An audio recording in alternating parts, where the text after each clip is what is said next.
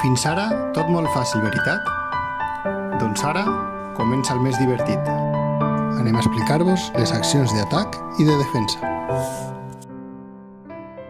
Si tens la carta caragol, pots llançar-la i menjar-te el brot que tu tries de qualsevol dels altres jugadors o jugadores.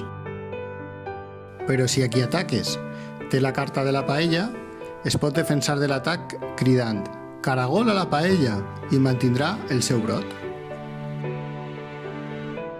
Si tens dos caragols, pots llançar una plaga. Val a dir, pots atacar a tots els brots de tots els jugadors o jugadores. Si tens la carta del poll, pots atacar la planta de qualsevol altre jugador o jugadora.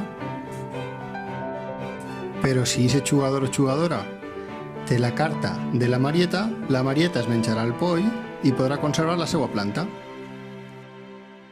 Igual que passa amb els caragols, si tens dos cartes de poll, pots llançar-les i llances una plaga i te menges totes les plantes de tots els jugadors o jugadores que no es puguen defendre. Recorda que si ataquen el teu brot i no et pots defensar, has de tornar la targeta brot i en eixe cavalló tornes a la fase de compost. El mateix passa si t'ataquen la planta amb el poll.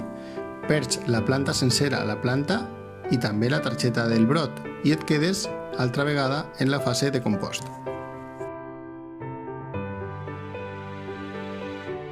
Però encara hi ha una carta d'atac més letal.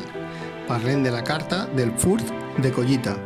Amb aquesta carta pots aconseguir directament l'hortalissa de qualsevol dels teus contrincants. I com defensar-se del furt de collita? Només hi ha una manera, amb les cartes de l'agricultor o de l'agricultora. A més, tenen el superpoder de protegir-te de tots els atacs, del poll, del caragol i també del furt de collita.